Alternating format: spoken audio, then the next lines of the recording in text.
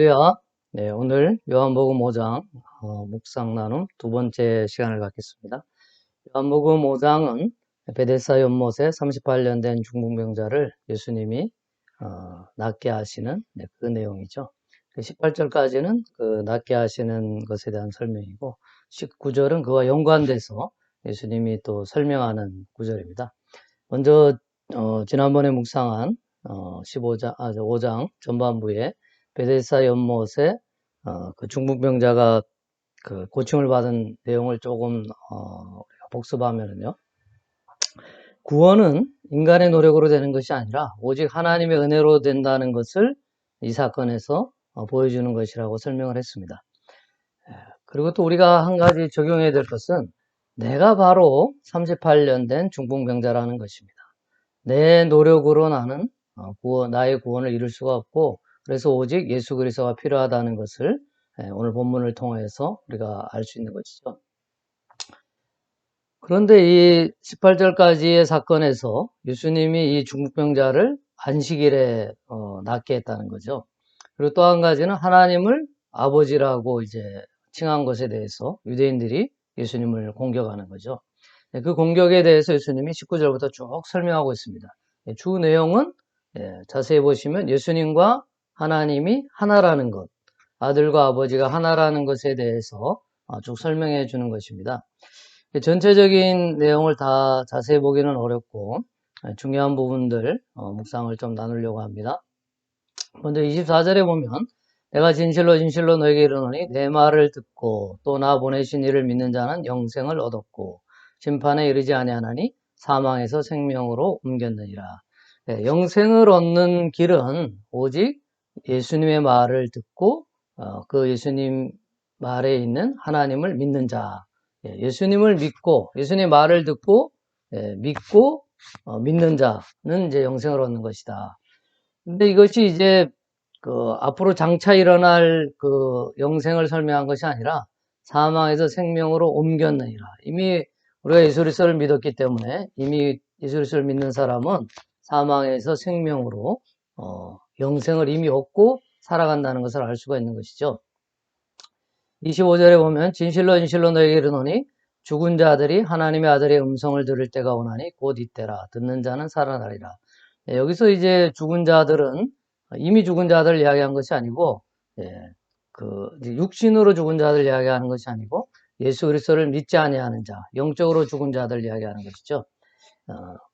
그 사람이 이제 영생, 영원한 생명을 얻는 방법은 하나님의 아들의 음성을 듣고 믿는 것이죠.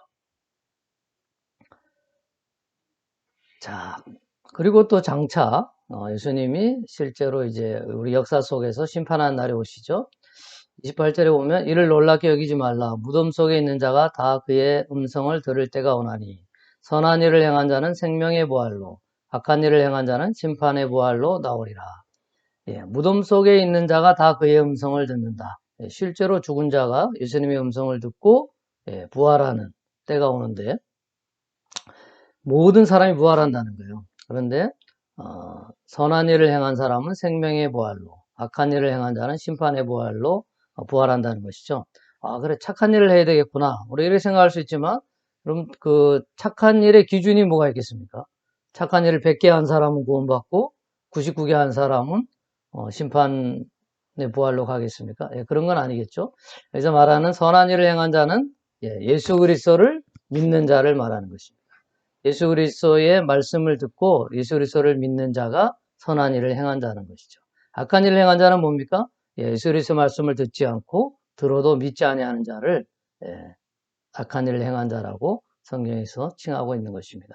그래야지 오늘 이 38년 된 베데스다 연못에 그 사람이 자기의 노력으로 베데스다 연못에 들어가지 못하는 것에 관심이 있을 때 그것으로 구원받는 것이 아니라 예수님을 만나게 되고 예수님의 말씀을 듣고 그 안에 구원을 얻는 것을 성경이 설명해 주고 있는 것이죠.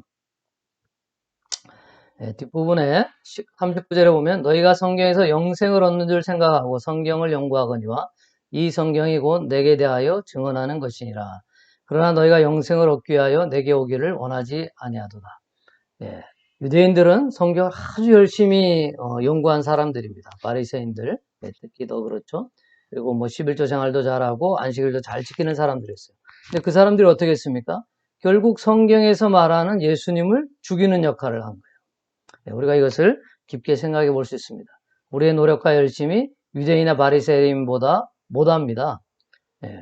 그런데 우리의 열심으로 우리가 어떤 것에 도달한다고 생각하면 안 되는 것이죠. 우리의 열심이 예수 그리스도를 죽일 수 있다는 것이에요. 성경에서는 예수님에 대해서 증거하고 있다는 것이죠. 44절에 보면 너희가 서로 영광을 취하고 유일하신 하나님께로부터 오는 영광은 구하지 아니하니 어찌 나를 믿을 수 있느냐. 우리는 성경을 백독했으면 백독한 나를 드러내죠. 열심히 공부했습니다. 서울대학에 진학했습니다. 서울대학에 진학한 나를 드러냅니다. 그래서 하나님의 영광을 돌린다 하지만 사실은 자기가 영광을 받는 것이죠.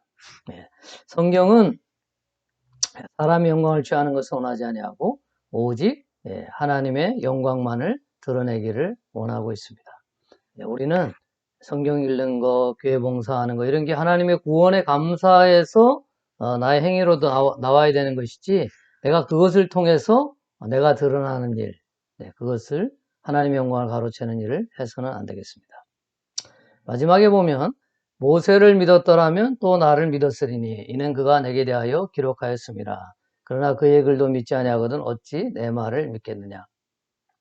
우리가 성경을 보면서 내가 원하는 대로 인간의 도덕적인 사고에 머물러서 성경을 볼 때가 많이 있습니다. 그러나 성경은 오직 예수님에 대해서 예수님을 믿고 구원을 얻는 영생에 대해서 기록하고 있다는 것이에요.